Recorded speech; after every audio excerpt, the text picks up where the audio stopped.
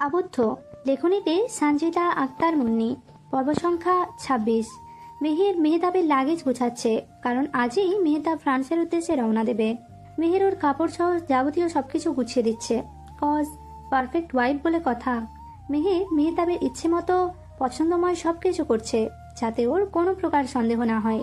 মেহের মনে মনে বড্ড খুশি, কারণ মেহতাব সরে গেলে মেহের নিজ দুনিয়ায় ফিরতে পারবে। মেহতাব তুরজানকে কল করে, তুরজানও কলটা ধরে। মেহতাব বলে, আমার বোন কেমন আছে? তুরজান বলে, ভালো নেই, অসুস্থ। মেহতাব, কেন, কি হয়েছে? কাল রাতেই তো ভালো দেখলাম, সকাল হতেই কি এমন হলো? তুরজান, আমার বোন ৪ দিন হসপিটালে যে কারণে অ্যাডমিট ছিল, সে কারণেই তার জ্বর উঠেছে। মেহতাব, তার মানে তুমি আমার বোনকে ফোর্স করেছো? তুরজান, ফোর্স করলে তোমার বোনের জানাজা পড়তে হতো, বুঝলে? মেহতাব, সাবধানে কথা বল জানোয়ার। জানোয়ারের মতো কথা বলিস না, ভুলে যাস না তুই আমার বোনের জামাই। তুরজান, জি বড় ভাই, আমি জানি, কিন্তু আপনিও ভুলে যাবেন না আমার বোন আবার আপনার বউ। মেহতাব আর কিছু বলে না, শুধু বলে, আমি মিশনে যাচ্ছি। এ কথা বলেই কল কেটে দেয়। তোরের জ্বরটা আরো বেশি বেড়েছে, বাড়ির সবাই ওকে নিয়ে বেশ চিন্তায়। তুরজান বকাও খেয়েছে তামিম সাহেবের কাছ থেকে। বাচ্চা একটা মেয়ে, তুরজানের বোঝা উচিত ছিল তো। তুরজান ফোন রেখে তুরির সামনে এসে বসে। তুরি বেডে হেলান দিয়ে বসে আছে, ক্লান্ত হয়ে। জ্বর ভালো করেই পেয়েছে ওকে। বমি করতে করতে অবস্থা বেগতিক, কিছু মুখে নিতে পারছে না। মুখে নিলেই ভেতর মুচড়ে বমি হয়ে বেরিয়ে আসছে। তুরজান তুরির হাত ধরতে নেয়, কিন্তু তুরি সরিয়ে নেয়। তুরি হাত সরিয়ে দাঁত চেপে বলে, রাতে আধমরা করে শান্ত হয়নি, এখন কি মেরে ফেলতে চান? তুরজান মাথা নিচু করে নেয়, দীর্ঘ শ্বাস ফেলে বলে, আমি সত্যিই বুঝতে পারিনি। তুরজানের কথায় তুরি আর কিছু বলে না, চুপচাপ অন্যদিকে মুখ ঘুরিয়ে নেয়। তুরজান আর কিছু না বলে তুরির হাত ধরে এক টানে ওকে নিজের বুকে চেপে ওর মাথায় হাত বুলিয়ে দিতে দিতে বলে, আর এমন হবে না, আমি আর আমার উন্মাদগিরি এমন ভাবে করবো না, সত্যি বলছি। তুরি কিচ্ছু বলে না, চুপচাপ তুরজানের বুকে মাথা রেখে লেপ্টে রয়। তুরজানকে যে নিজের থেকে সরাবে এই শক্তি ওর মধ্যে নেই। সারাটা শরীরে রগে রগে ব্যথা করছে, জ্বরে পাগল পাগল লাগছে নিজেকে। তুরিকে চুপ হতে দেখে তুরজান প্রশ্ন করে, কি হলো, কিছু বলছো না কেন? খুব কষ্ট হচ্ছে?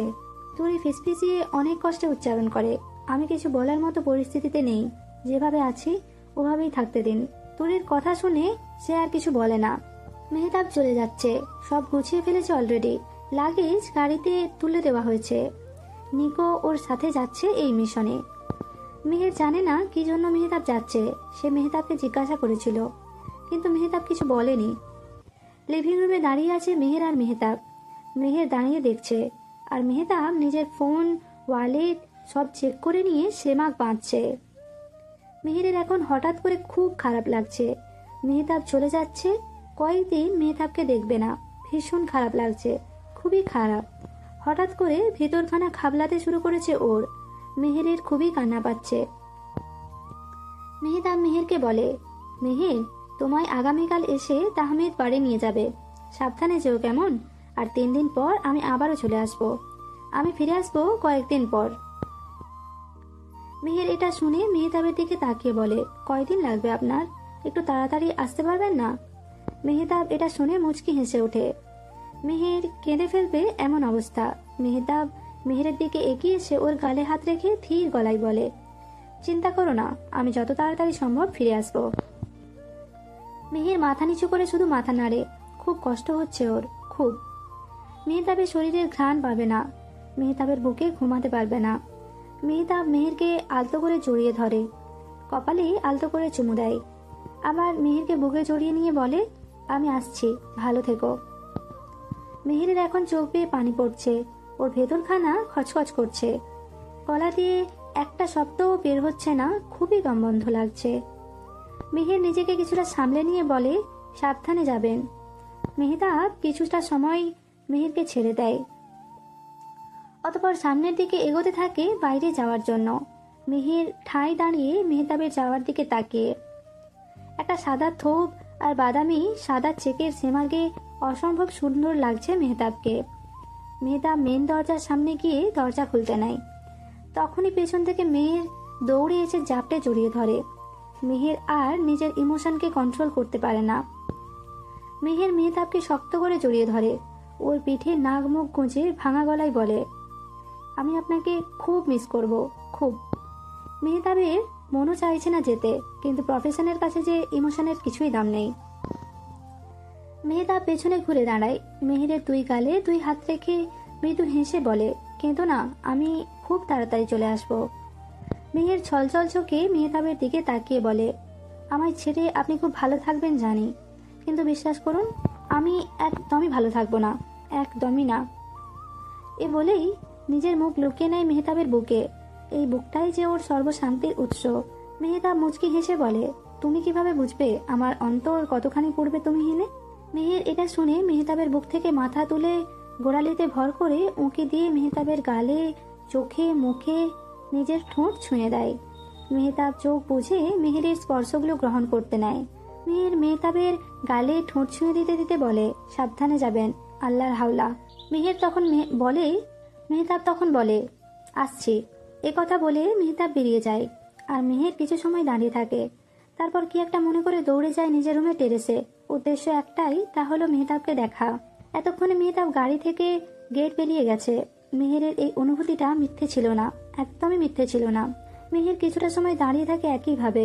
মেহেতাবের মুখখানা এখনো চোখের সামনে ভাসছে। ঠিক তখনই বেডরুম থেকে ফোনের রিং বেজে ওঠে। মেহের তাড়াতাড়ি বেডরুমে গিয়ে ফোন হাতে নেয়।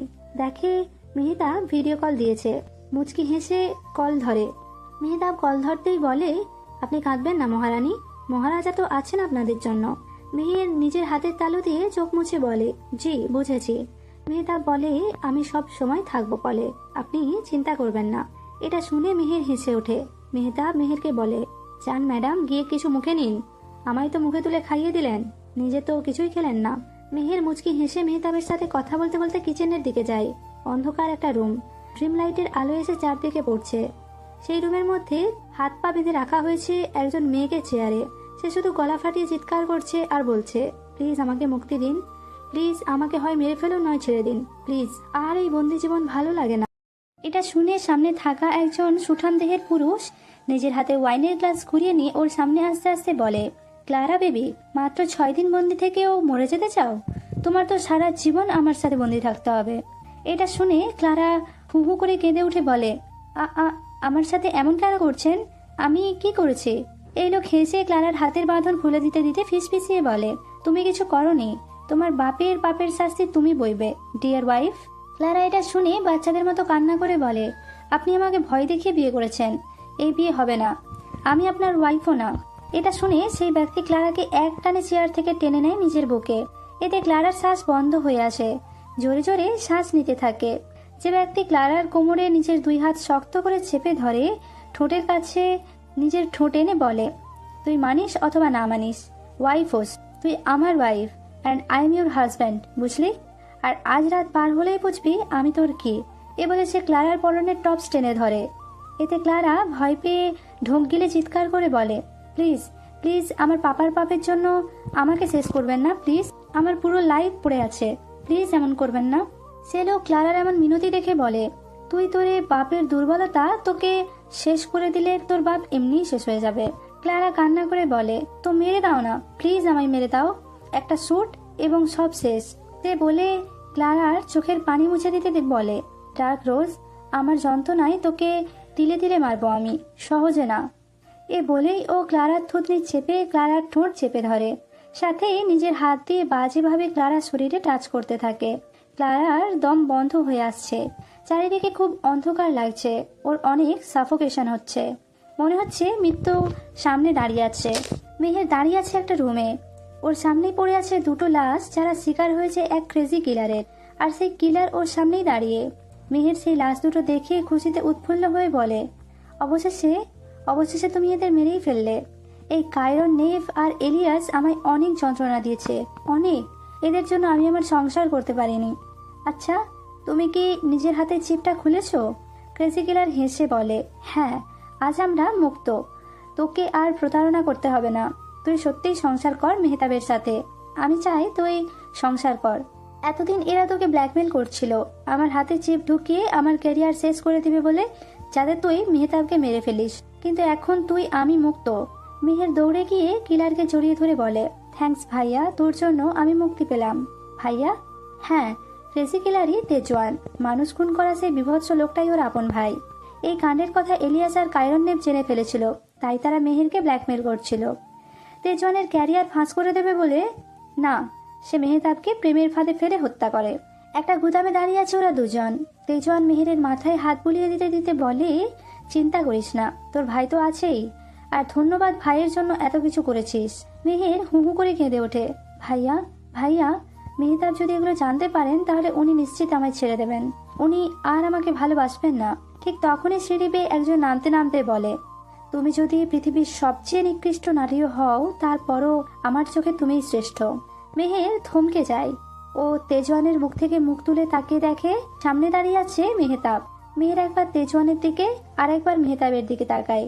তেজওয়ান হেসে বলে, চিন্তা করিস না, সে সব জানে, ওর সাহায্য নিয়েই আমি চিপ খুলেছি।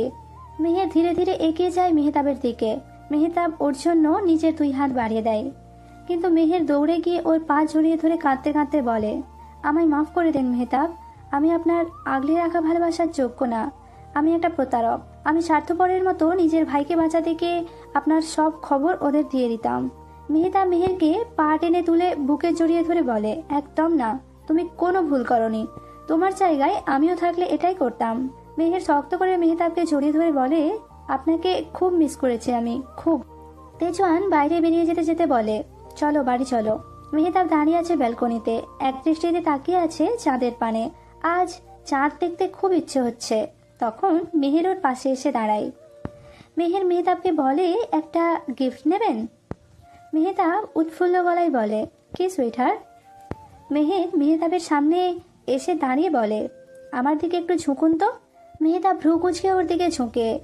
মেহের এক হাতে মেহতাবের চোখ ঢেকে কানের কাছে এসে ফিসফিসিয়ে বলে, আই এম প্রেগনেন্ট মিস্টার। এ বলে প্রেগনেন্সি গিফটটা মেহতাবের চোখের সামনে ধরে। মেহতাব এটা দেখে খুশিতে আত্মহারা হয়ে যায়। ও লাফিয়ে মেহেরকে জড়িয়ে ধরে ওর কপালে চুমু দিতে থাকে। কবে জানলে আমি আমি বাবা হতে যাচ্ছি? যেদিন মেহের আলতো হেসে বলে, যেদিন আপনি জানলেন সেই দিনই। মেহতাব বলে, তাহলে বললে না কেন? মেহের বলে, তো সারপ্রাইজ থাকবে কিভাবে? মেহতাব বলে, আমি সবাইকে বলি, দাঁড়াও। মেহের মেহতাবকে টেনে বলে, এত রাতে কেন? কাল সকালে বলবেন, এত রাতে কাউকে বিরক্ত করা উচিত না। মেহতাব মুচকি হেসে বলে, আচ্ছা ম্যাডাম, তাহলে আপনাকেই বিরক্ত করি, তাই না? এ বলে মেহতাব মেহেরকে ঘুরিয়ে ওকে পেছন থেকে জড়িয়ে বলে, আচ্ছা আমাদের ছেলে হলে নাম কি রাখবো, আর মেয়ে হলে? মেহের অনেক ভেবে বলে, মেয়ে হলে মিরাব আর ছেলে হলে মেহবাব হবে তো? মেহতাব মেহেরের ঘাড়ে ঠোঁট ছুঁয়ে দিতে দিতে বলে, হবে না, দৌড়াবে ম্যাডাম। মেহের হেসে ওঠে। তাদের এই হাসি দেখে চাঁদও হয়তো মুচকি হেসে ওঠে।